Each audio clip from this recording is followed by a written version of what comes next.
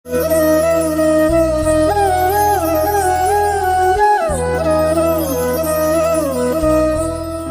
है कि मृत्यु के समय मनुष्य को बड़ा कष्ट उठाना पड़ता है, चाहे वो मृत्यु युद्ध भूमि पर किसी शस्त्र के घातक घाव के कारण हो या अपने आप आए। क्या मृत्यु को आसान बनाने का कोई तरीका नहीं है? हे अर्जुन, प्रश्न मृत्यु को आसान बनाने का नहीं है, बल्कि जीवन मृत्यु के चक्र से निकलकर मोक्ष प्राप्त करने का है। यदि मनुष्य मृत्यु के समय यह विधि अपनाए जो मैं तुम्हें बता रहा हूं, तो उसे तुरंत मोक्ष प्राप्त होगा और वो सीधा मेरे धाम को पहुंचेगा। वो गोपनीय विधि क्या है माधव? प्राण त्यागते समय अपनी सभी इंद्रियों के द्वार को रोककर तथा मन को हृदय में स्थिर करके और प्राण को मस्तिष्क में स्थापित करके परमात्मा का स्मरण करते हुए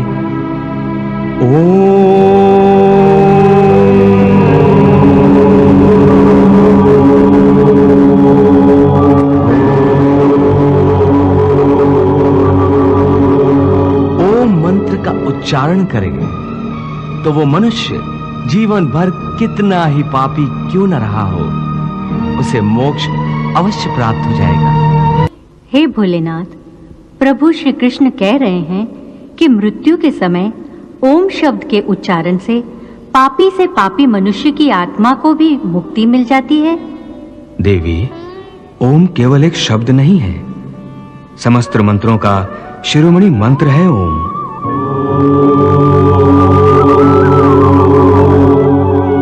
इसकी महिमा अनंत है।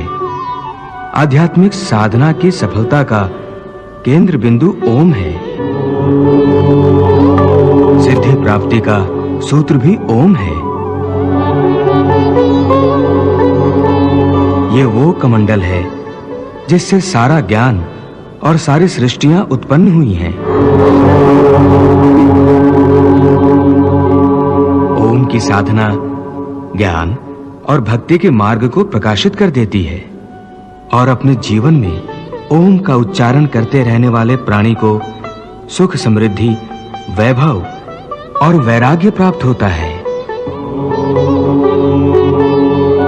प्रभु, ये बात तो मनुष्य के जीवन के संबंध में है, परंतु उसकी मृत्यु के समय ओम के उच्चारण का इतना महत्व क्यों है कि पापी मनुष्य के शरीर को शुद्धि और आत्मा को मुक्ति प्राप्त हो जाती है?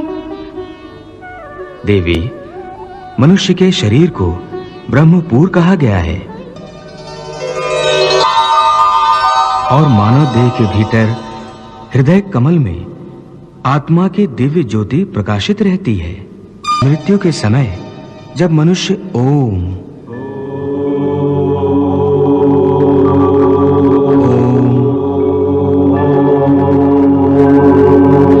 का मंद मंद उच्चारण एक लय के साथ करता है, तो आत्मा और परमात्मा दोनों ही महासुख और महा आनंद के साथ नाच उठते हैं और दोनों एक दूसरे से मिलन के लिए ऐसे व्याकुल हो जाते हैं जैसे युगों युगों से बिछड़े हुए दो प्रेमी सारी सीमाएं तोड़कर एक दूसरे में समा जाने को एक दूसरे की ओर बढ़ते हैं।